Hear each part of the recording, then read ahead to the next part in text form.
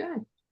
Welcome to the Sleevy G Show. I'm your host with your most. My name is Gomez, and tonight, like every night at the Sleevy G Show, we have an exciting guest. I'd like to bring in Jonathan Bogner from Bogner Entertainment, but we also have some things we're going to talk about here tonight. And he is a TV producer. He's got background in business and media. He's a successful entrepreneur. He already did a TV show finished up about 2 weeks ago. He's done some unbelievable movies. He's done it all, guys. This is the guy we really can't wait to get into it. Jonathan, welcome to the show. How are you tonight, sir? I am fantastically happy to be here with you. Hopefully, this is the Friday the 13th. Hopefully, it'll be a good day for you and me. I think it is because we woke up and we went to work and here we are tonight. That's the way I look at it. I think your volume just went down. Not sure why. Hi, hang Oh, on. there we go. There we go. Okay, there we Okay, go. I just want to make my screen bigger because yep, we're good. We're good. Okay. I don't see you, but that's okay. So, Jonathan, you had done a lot of stuff in Mhm.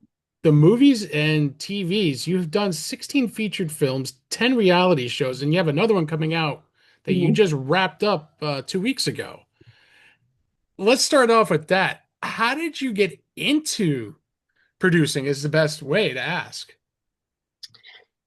There's no like good answer to like how do you become a producer? I mean, it's just one, I always thought I was a born producer. I mean, if Okay. everyone like can like produce things, you're producing your podcast, people think that it's unattainable, but to be a movie producer, you have to start. I started at the bottom Hmm. and then I just worked my way up. And so I was a music supervisor. I did about 30 movies. Okay. I don't think your audience would have heard of many of them. I guess the most famous one was The Doors, But you know, yep, uh, that and there was another movie, Supercross, Supercross, The Doors, Popstar. Popstar. Those are the movies. But before I was a music supervisor, Mhm. and I was a music supervisor for these, famous movies. And then I segued into, producing. And so the movies that I produced, as you mentioned, Popstar, Supercross, Red Riding Hood, Hansel and Gretel. Ironically, I kind of follow the trajectory of my kids. If that, Okay. I don't know if that's, it will make sense for you, but I don't know if it would make sense for a lot of people. But my kids were of a certain age, and I was kind of making movies that they would see. So originally it was Hansel and Gretel and kids' movies, and then I just moved up into kind of like the adult world. Not Wow. not not the not the adult world. I I mean, know what you meant. The adult move not wait, not that either. The yeah, movies that we see today as adults yeah, than we were when we were kids. yeah, Is the I best way know. of putting it, which I know what Yeah, you meant. yeah, yeah. Some of my viewers would have thought the other way around too. So, Good, good, good. but that's the thing. Like, it's kind of funny. Like the movie I mentioned, Supercross. It was funny. I was watching that today. Really? Uh, One of my favorite movies because Wow. I like. I'm an Mm, adrenaline junkie. right, but also the stars that I had, Mhm. it was in their early days. Channing Yes, Tatum was in, that was like his like first movie. yes. You had Aaron Carter, Yeah, Sophia Bush. You yeah, also had Steve Howie. Now he's big. Yeah, Mike Vogel's another guy. These yeah, guys were all like just starting, and yeah, to see a Chatham Tatum, and like, whoa, wait a minute, was that Tatum before he yeah, became Magic Mike? yeah. And that's the great thing to see. I I thought the movie was great because I like adrenaline. Mhm, I'm not a bike rider, but I love the way that the movie was done. mhm. The whole thing for me was a privateer try to make it big. Like me. I'm a small podcaster that always is dreaming to go big. You know, Hey, I'm a producer, and and and I had an accident. Hmm. Not kind of a, so if you want to kind of get into the fact that you mentioned, we Hmm. should talk about what happened to me. So I was producing movies, and then I went to Sundance and I won. I was one of the it was called Broken Saints. It's an amazing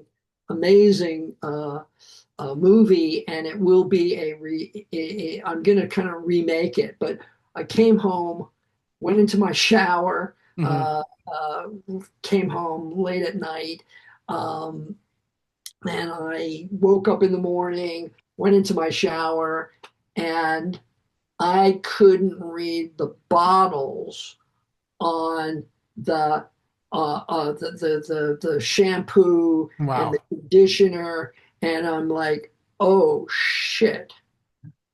I I I I didn't know it, Hmm. but I was having a stroke. Wow. And then I had aphasia, two strokes, and heart failure in the shower. I crawled out of the shower, I don't know how, and I was on my bathroom floor, Hmm. and I knew that my wife would come in at a point in time because she was downstairs and she was yelling at me, and I knew that point, there's a breaking point, she will come up. So Right. she came up, and it was like I didn't know and she didn't know that I couldn't speak. It's called aphasia, the inability to speak. That Right. that happened to me. And so then I went to the hospital for, and then they told my wife that my heart didn't was not pumping, and they said that I needed a heart transplant at 45. I think you're younger than me. No, I'm 46. I just literally just turned 46 2 months ago.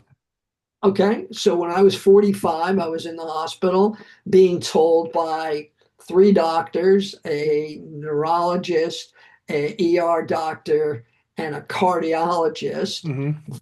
and they were all there. They conferred. They told my wife, he needs a heart transplant. And I understood, but I could not communicate, right? Hmm. But I could nod and I could Right. say no. And I was not, it was no, no, no, no, no, no, no, no, no, no. And I think my wife understood that. And so I deferred my it was a ticking clock. I mean, my heart was a literally a ticking clock. And I ran out that clock, meaning I didn't get my heart transplant until 63. So I ran that clock out for, I don't know, 18 years. In the meantime, I got what's called a defibrillator. A Yep. defibrillator, if anyone can see it, one of my surgeries, and my surgeon gave me my memento that was in my chest. Wow. So a defibrillator, not a pacemaker. No. People I get like a really kind of upset when people, oh, it's a pacemaker. Pacemakers are great. They keep your rhythm going. But Right. a defibrillator shocks you. So Boom, to give that boom. that shot back into you. Yeah, it's 35 joules of electricity going into your heart. Boom. And it just kind of it gets you back in rhythm. So I had the defibrillator. I was still producing movies, and I embarked on a career of making reality shows. So I Mm. ultimately made about 10 reality shows. And when I say 10 reality shows, 10 reality shows that were on the air. I Right. developed about 150 shows. Shit. No, no, the odds are, Yeah, it's usually 10 to 1, 10 to 12 that's a to lot of shows, though. well, no, when I said 150, I did what's called pilots or presentations. Oh, okay. And then you get the network to say, love it, let's go for it, right? Hmm. So I did that for about another, 10 plus years. And all the while, I knew that my heart was a bomb. Really, it was a Oh, bomb. So eventually, I got listed for a heart transplant, hmm. and there are gradations of where you are listed. I was listed well enough to stay at home. Okay. Not not a good place to be in the sense that you're well, and then kind of it's the name of my show, alive but not well. But I was alive, I was not well, I was at home, and then there was a trigger, something happened, and then I went into the hospital, and Hmm. I never left, I never left until I got the heart transplant. And so when I was in the hospital, I, as much as I love my wife and my one son, Gabriel, um, and I have friends and you visit, and you feel like as if you've been in the hospital, you don't feel at your best in Hmm. the hospital. You're splayed out. For me, I had four IVs in me, and you don't feel like top of the morning, Right. to say the least. So then you have a lot of time to spend on your own.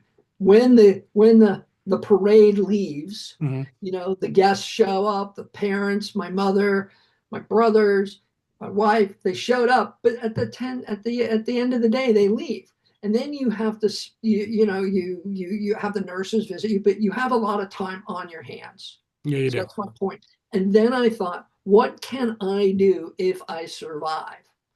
The odds of surviving a heart transplant are about 90%. Most Right. people survive the heart transplant based on the medicine, the anti rejection Hmm. pills that you have to take today. You didn't have, that was not invented 50 years ago. Most Right. people died. It was like the odds were 10% live, 90% die. Today, 90% live, 10% die. And so I was thinking, like, what can I do? And I'm thinking, like, you have to reinvent yourself, right? I've Yeah. been a music supervisor, I've been a producer, I've been a reality producer. I mean, that's kind of like the short list, but I mean, it's an extensive list of things that I've done throughout my life. Right. And so I wanted to make a difference at that point, and how can I make a difference? And my platform is really not podcasting. Hmm.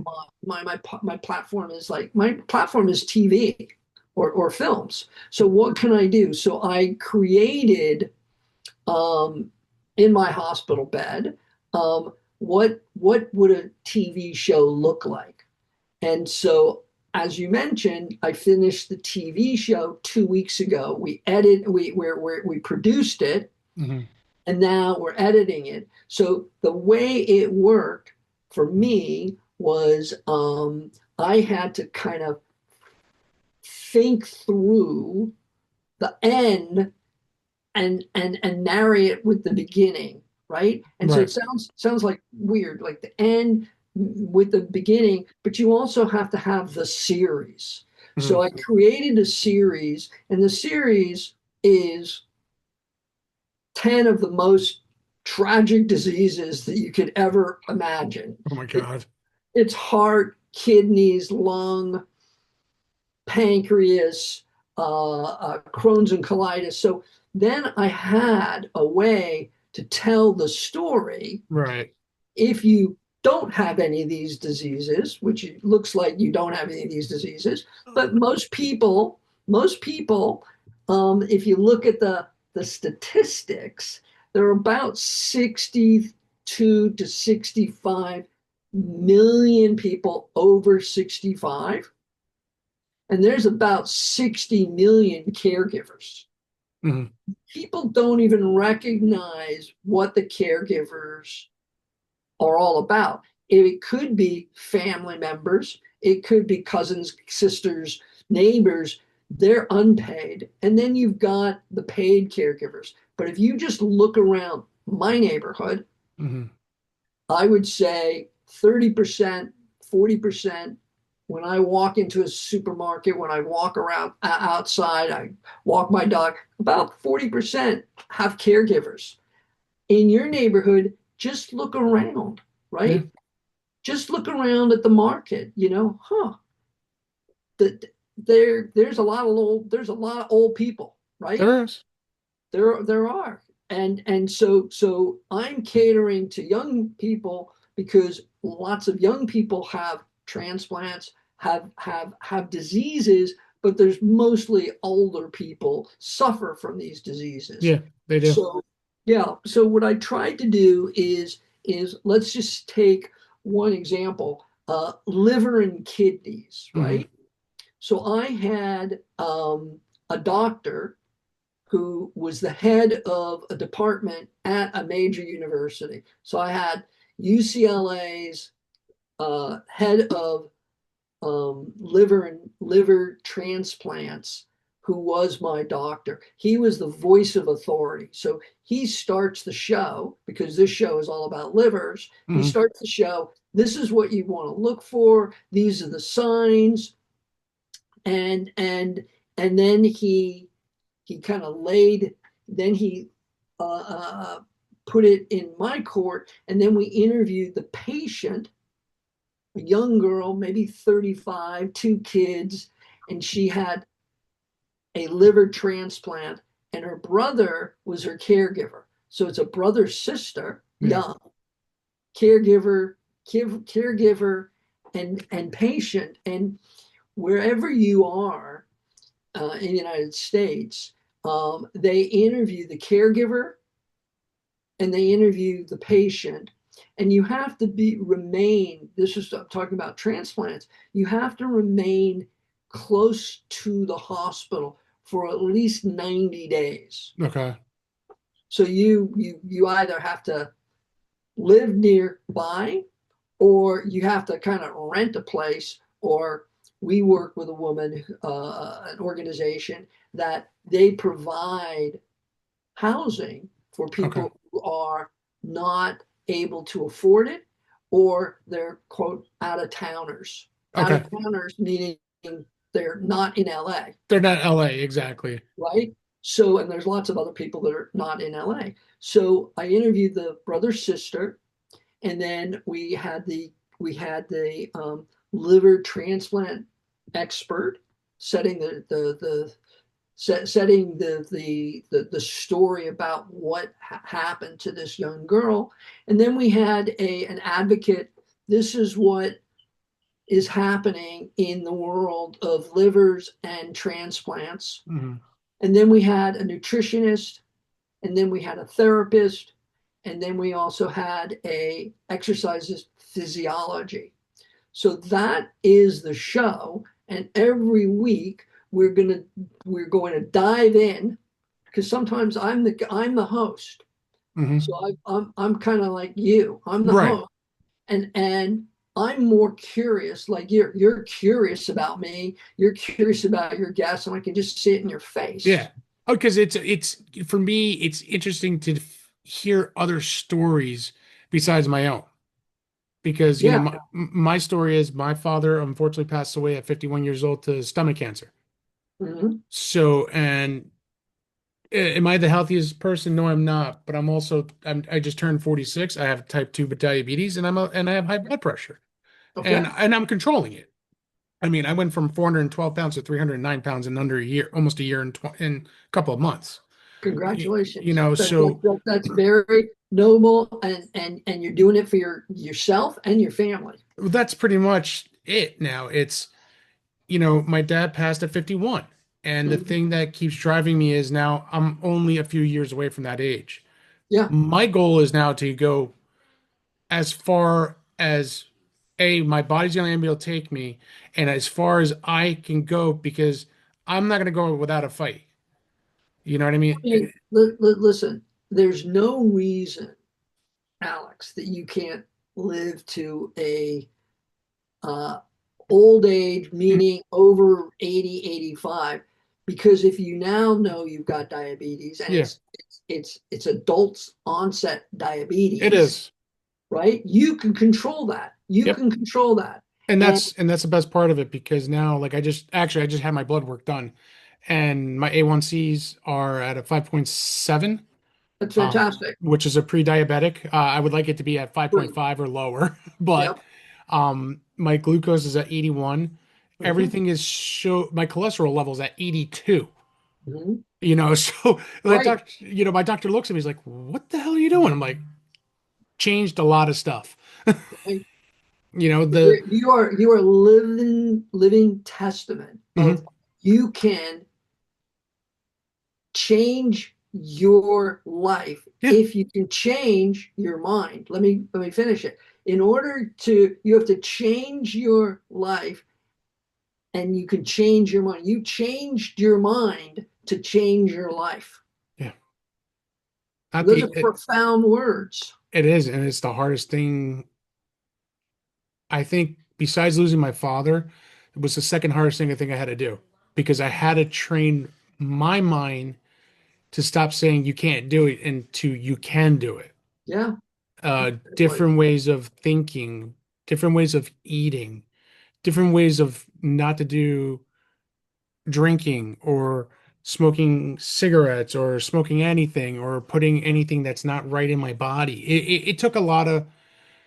I'll tell you it was funny because it was my son's birthday. I think he was just turning 4 or 5. He was just turning 5, and I just started, and it was his birthday, and this was the summer, Mhm. and his birthday's in the summer, and he's an August baby, and we're having a family party. Of course, there's beer, soda, everything that it's the worst thing you could be on a diet or on a trying to train, but the fact that I was able to say, no, I have to control it. Let me just go with the water.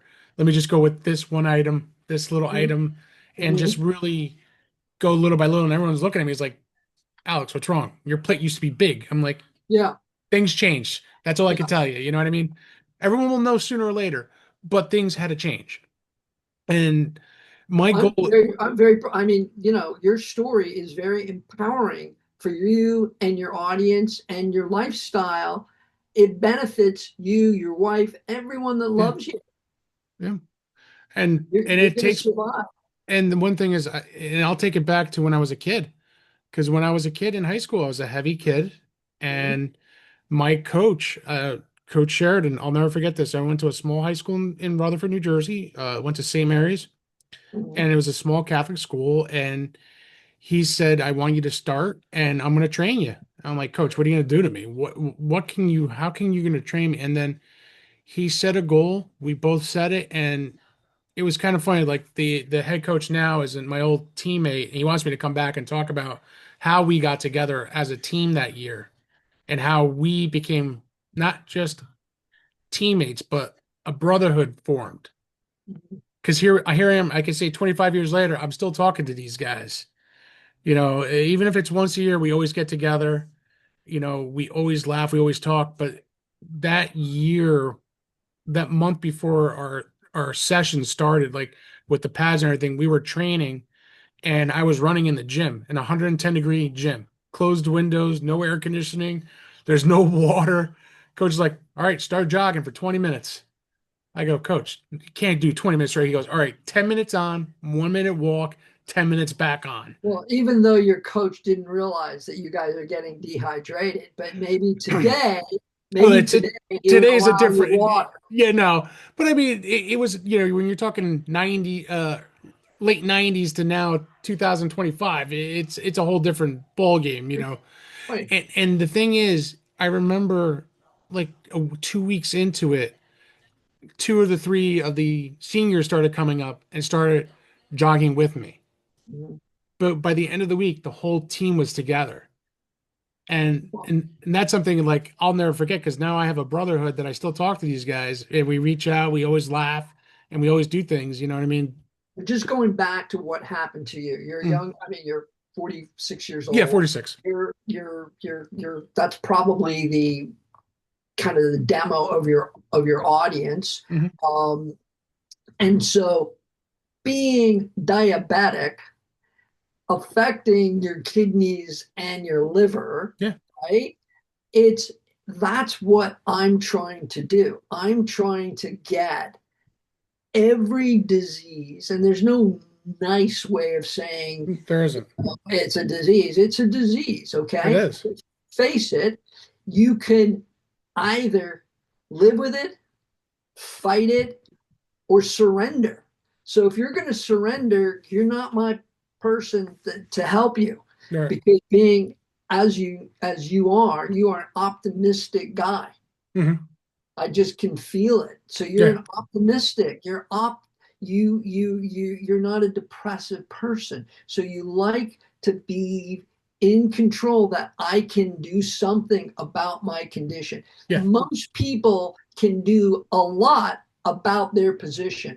The first thing that they need to do is exercise. I Hmm. put exercise beyond nutrition. So I feel that exercise, because if you start to exercise, you're going to get in a place, hey, I want to put better things in my body, and then I can burn, the protein and the calories, Yep. so I know what I'm putting in. Everyone loves fried food. Okay. I like fried food. I like it. So do But I. the fact is, in moderation. In Yeah. moderation. It's like a drug addict. If you don't do whatever your addiction is, everyone has some addiction. I mean, no one's, unless we're talking about monks, and unless we're talking about people that are celibate, most people have addiction, Yeah. whether drugs, sex, food. So there is a reason that you want to eat, and ultimately didn't know you're going to be diabetic, but ultimately that's the conclusion, because there it was a need. And I'm not therapizing anyone. No, I know. I know. I'm just talking about for me. So I, like you, I'm curious. So I couldn't find anyone who had two strokes, heart failure, aphasia, issues with this, my lungs, Hmm. and a heart transplant, and I lost my gallbladder along the way. I couldn't find someone to duplicate me, even though I'm a producer. So I just thought, why don't I interview the cardiologist? Because I have firsthand experience. Right. And then I feel I have a lot of empathy for people that are sick, and I just want to make them better. Yeah. I don't want to make them worse. I just want to use the power of their mind to convince themselves to make themselves better. Yeah. And that's the And best power too to have. it's absolutely, and it's the power of the mind that Hmm. controls it. You can stop eating junk food if you have that kind of dialogue. And I think you had it, that dialogue in your own mind. Should I have the M&Ms, or should I not have the M&Ms? Okay, I'm going to have two M&Ms. I'm not going to eat the whole pack. Yeah. So, right, that's even better. You negotiate with yourself. That's what I Or used to do. I still do it to this day because, like right now, it's like the big thing here in New Jersey is Chick-fil-A right now because it came from Pennsylvania. Mhm. And it's like, do I really want Chick-fil-A or do I want something a little bit better than a fried chicken sandwich? You know what I mean? And that's the thing. I chose not to have the dinner, you know what I mean, and do something else. Mhm. But it's mind over matter, like you said, because like for me, drinking and the sweets were my biggest addiction. Well, I will because say, you crave yeah. the the glucose, you Yeah. crave the sugar. Hmm. So I mean, everything you look at, pretty much going through an entire grocery store Yeah. has some form of sugar. Hmm. And then the major decision is everything has sugar. I Oh don't yeah. care if you go to health stores, look at the Everything bottom. has sugar. Nothing is Right, sugar free. right. So then, and sugar free is actually has it's even Acids. worse. It's Yeah. even worse. So then you have to make then you have to compromise with what amount of sugar can I have? Hmm. You just don't want to eat, certain junk foods Yep. are called junk For a reason. for a reason, and they're not healthy. Sodas, potato chips. Yep. I love potato chips. So do I. I love my Dr. Pepper, but they're not good for me. I love my Coca-Cola. Right, and if you want to do it in moderation, that's the better way. Yeah. Yeah. I stopped drinking Coke cold turkey. Well, Coke is, I want to tell you a story. So I'm reading a book Hmm. called Outlived by Okay. Peter Attia. He was an MD. I think it's a New York Times bestseller. And then there was when he was practicing medicine for a brief time, I think, or he and his associates discovered that a group of people came into the hospital saying they're not alcoholics. All the doctors said absolutely when they looked at their liver, it was cirrhosis. They had to be alcoholics. Yeah. It turned out when they did a study, usually a longitudinal study, through a lot of series of patients, they discovered that it was Coke. Hmm. It was Coke. It was not alcohol. I mean, they do the same thing. So I'm glad that you stopped having Coke or things that just are not good for your body. Yeah, I remember when I stopped, and I think it was like 6 months later, I wasn't feeling good. Like I once in a while I suffer from bad migraines, and I'm just like, all right, I know what's gonna work, and I gonna take a sip of it. And I'll be honest with you, I took a sip. I'm like, oh my God, this is horrible. I didn't realize how much sugar's in it. Like Can I I just didn't. can I just help you out? Yeah, I suffer from migraines too. Coffee. Don't have the Coke yeah. because I started drinking the coffee, coffee. the caffeine is the stimulant. Hmm. That's what Coke has. Right. Caffeine. Just get your caffeine fix Hmm. from another way, like coffee, which is not going to harm you unless you tank it up with all the mocha and the cookies, or just coffee and half or Right. black Well, coffee. that's what I have coffee with half and half, you know what I mean? Nothing major. Maybe I would have like maybe one, not even like a huge tablespoon, but a little bit, just throw it in there. But Yeah. other than that, it's either a sweet and low or it just a little very small like dab of sugar. But Uh, nothing major. Um well, you just really want to stop having that dab of sugar, mhm. and because again, we both know there's lots of sugar in other places. But so what the show is about is we're going to do an episode on diabetes, Okay. and that's why I was originally calling it Caregivers Today. Hmm. And first of all, no one really, caregivers are a noble profession. It's a profession, and no, but people, it's a very niche thing. Like it would be on, let's say we sell it to PBS. Hmm. Caregivers Today, it's very niche, but alive. Everyone's alive. Yeah. Everyone has. They're not always well. Right. So that's why I changed the name to Alive but Not Well. And we do the same thing.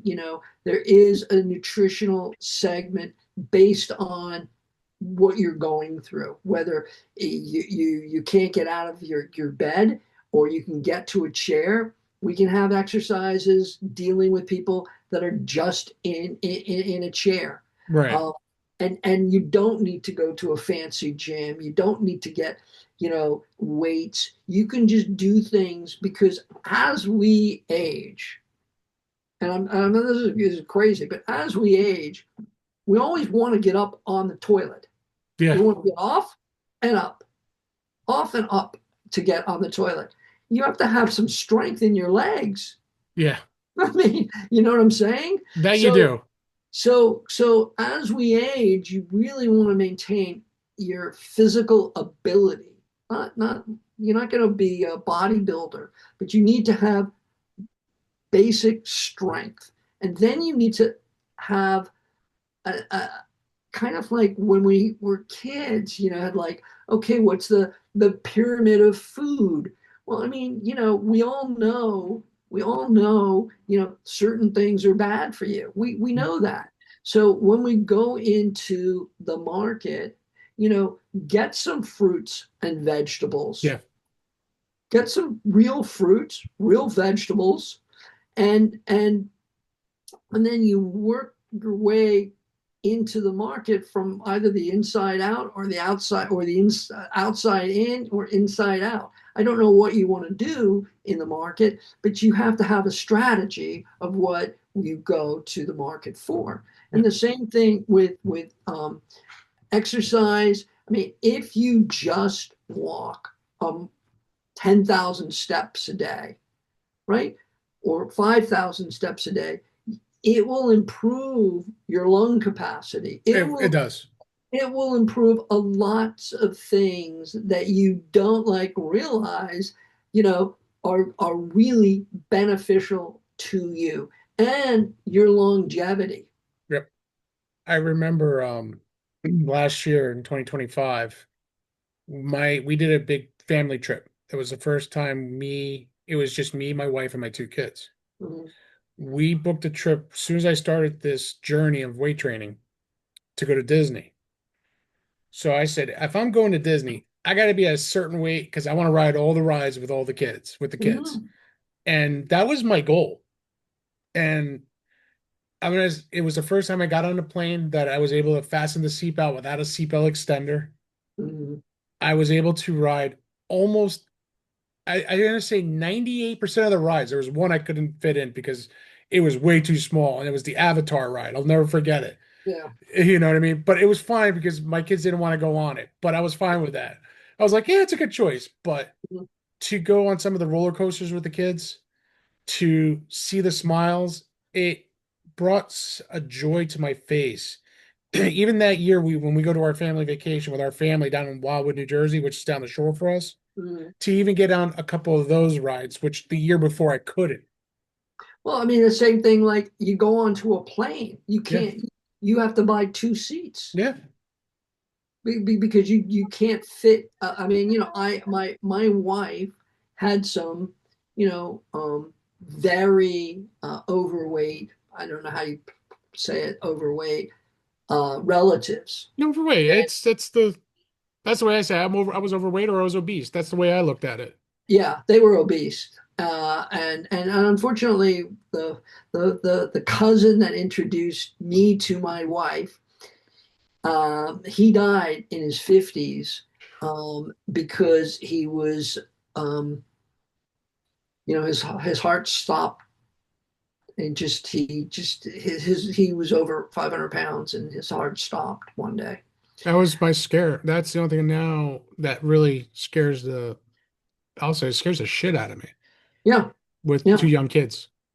So I'm saying, so that I feel like, I've got one viewer in you Hmm. with my show, Alive but Not Well, and we discuss everything that from a doctor perspective, to a therapist perspective, to a nutritionist perspective, and we just cover 360 degrees, and we give you the facts, and it's up to you to ignore it or like slowly embrace it.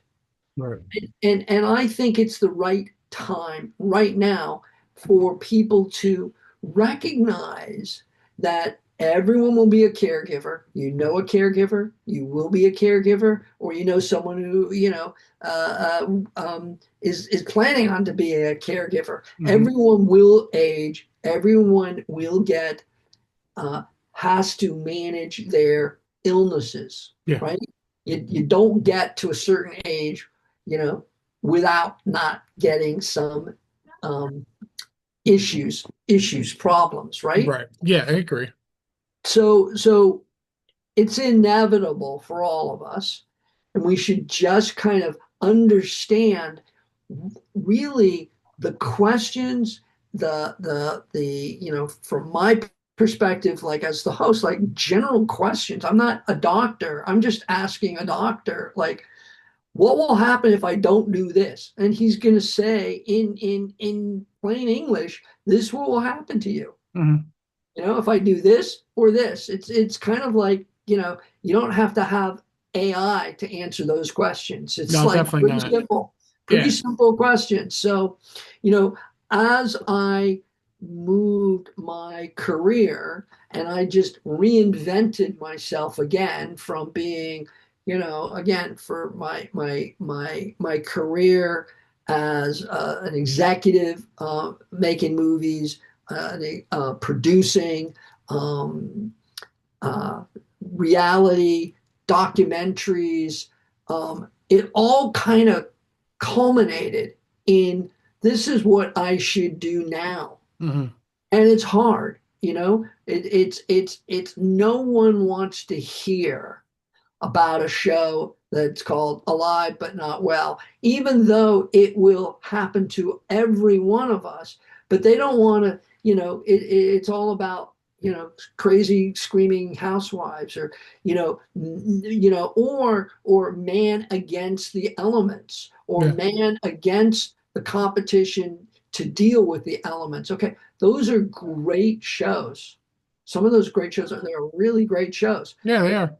but the thing is, if it's a competition, and do you think if you don't think you're going to be on that show, and you're just watching to see if someone really screws up, you Yeah. don't want it's not about the winner's circle. It's all about, oh my God, this guy didn't do this and Yeah. then he fell or something. We're anticipating the danger. We're anticipating. So I'm going counterclockwise. I'm saying, like, look, those shows are great. Those documentaries that we all like, I mean, I like documentaries, and those are like one-offs. And then you've got a series. Yeah. And how do we get people to, like, focus on, you know um it's a teaspoon of medicine that makes the, go around and round and Round. round. It's like, hey, can I do 1 hour of helping you understand the condition, and then you can answer, or you can ask doctors better questions, Hmm. because people have no idea. Hey doc, I don't feel well. Well, where do you don't where what is the problem? And Right. then, oh, it's somewhere in my stomach. Well, if we have a basic understanding of our anatomy, Hmm. then we can help a doctor figure out what's going on with you. Yeah. You know, No, that's true. I mean, sometimes you don't realize that, but that is true. You right? know I what I mean, I mean? don't want to. I don't want to end it on a down note, but I'm just No, saying.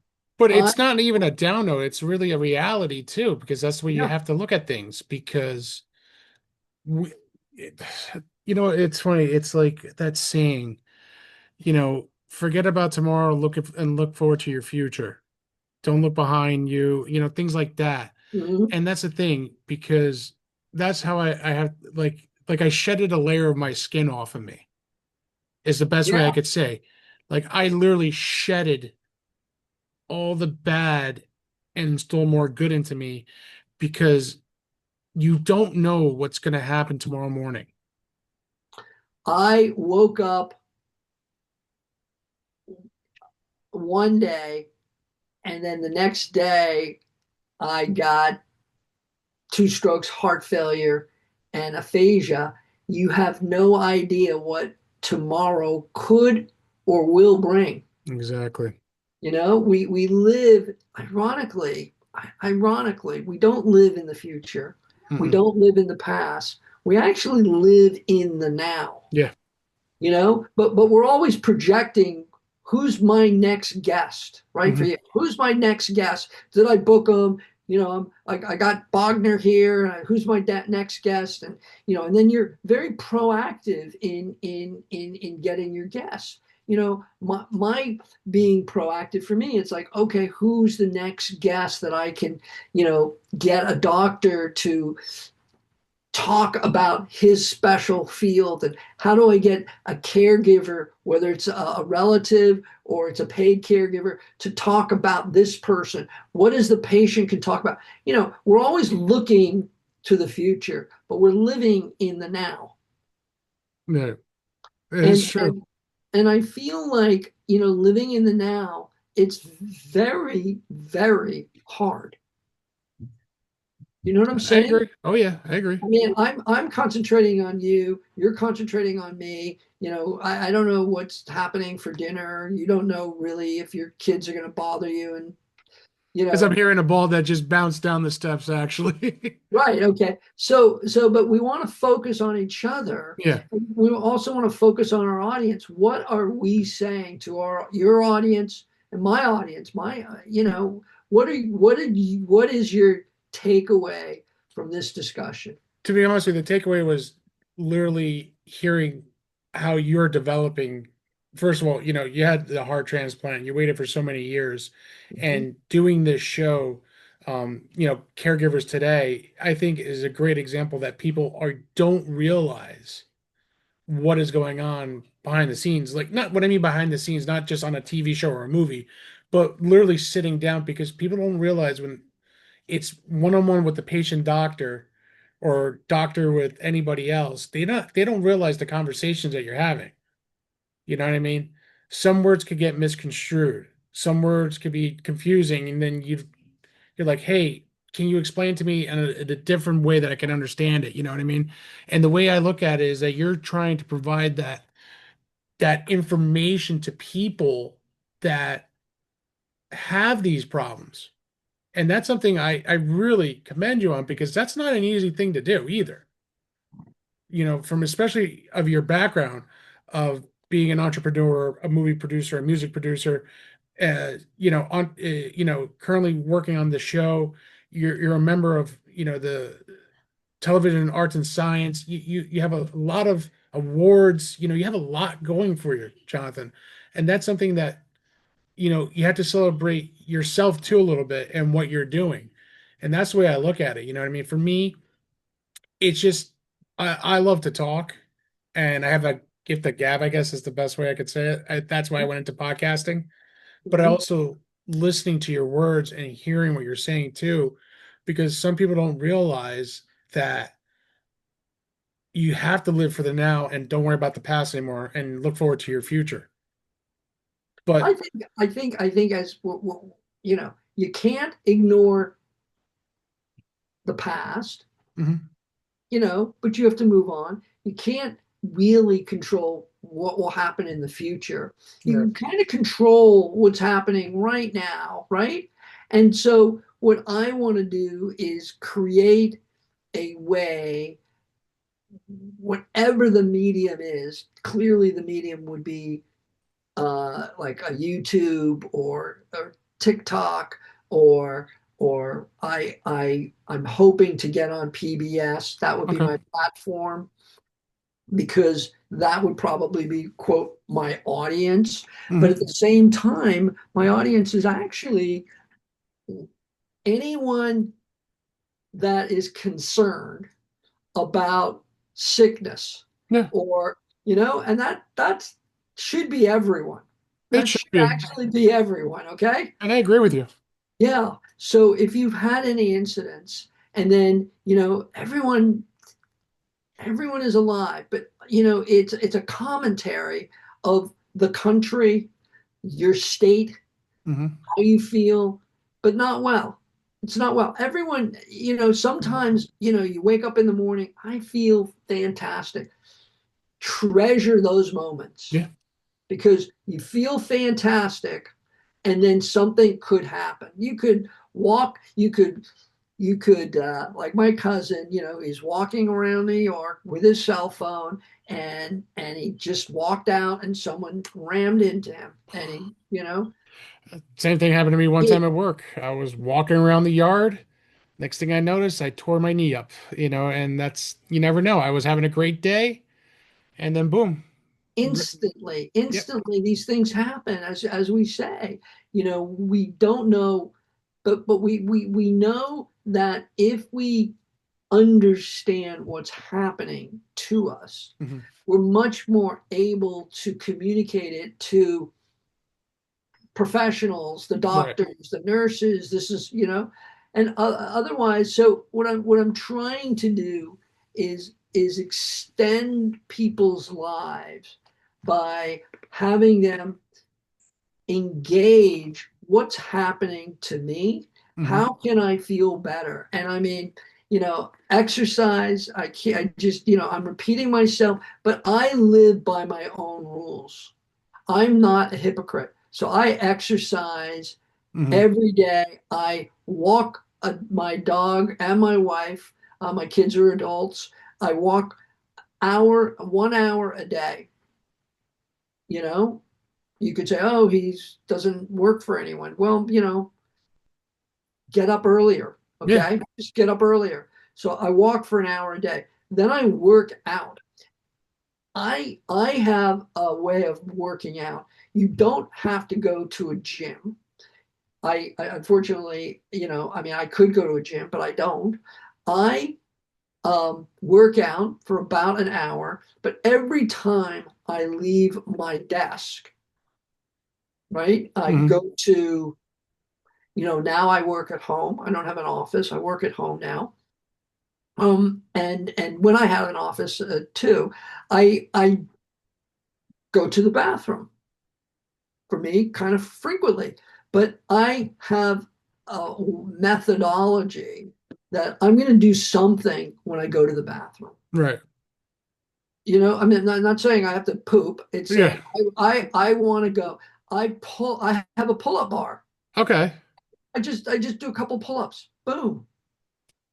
While you have to create a world or a lifestyle that adds exercise to everything you do.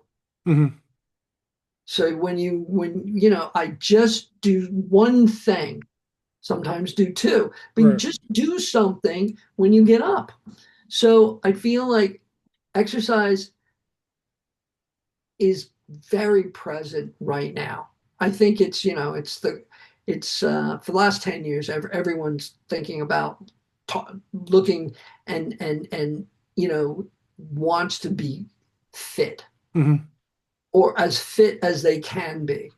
And I think people want to be as healthy as they can be. Clearly, you went from, diabetic Hmm. to pre-diabetic. I don't know if lots of people know what A1C. Uh, it's a kind of like usually a 3 month study Yep. of your glucose and your you pretty much your glucose levels, and how it affects your whole body. I go every 3 months too. And and that is really fantastic what you've done. Yeah. I Fantastic. appreciate that. It means a lot. Yeah. And you could say, "Oh, I do it for my kids." But you know what? You do it for yourself. That too. You do it for yourself first of all, and then for your people that love you. But you have to have self-love.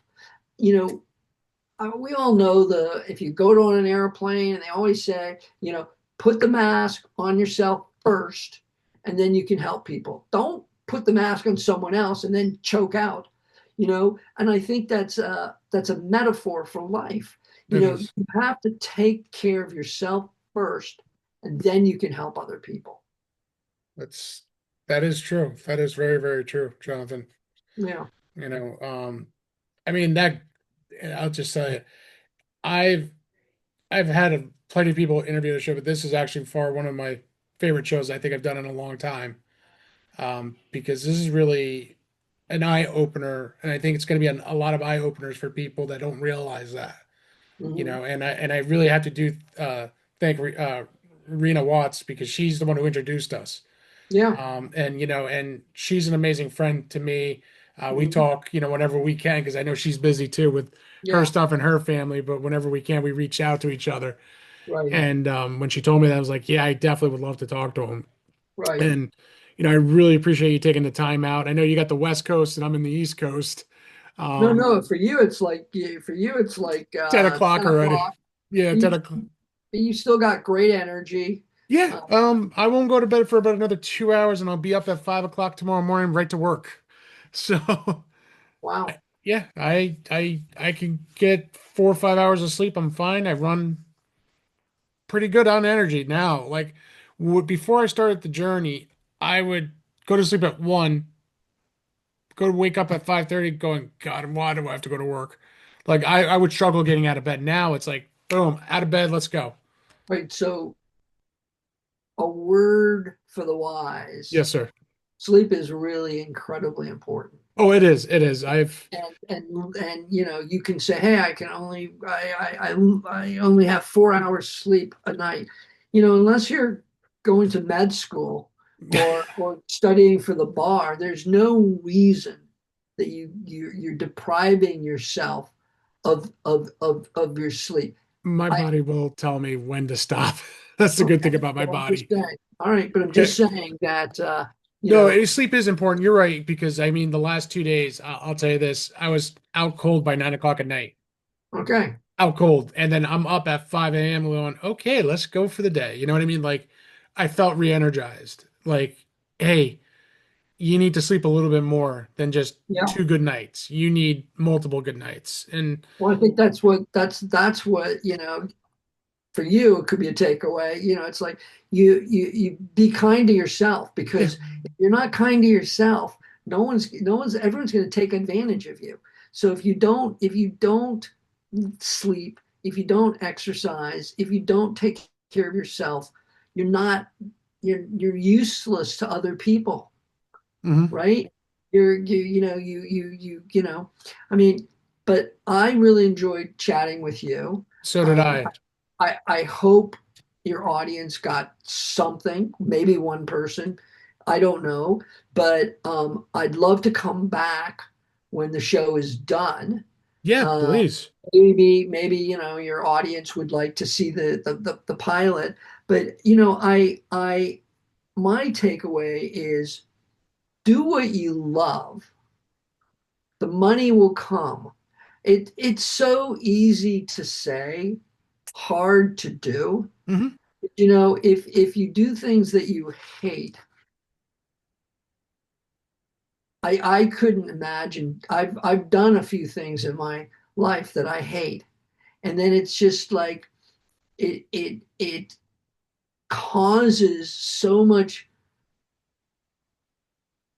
unpleasantness Hmm. that you're taking it out on everyone. But the root of it is you're doing a job that you hate.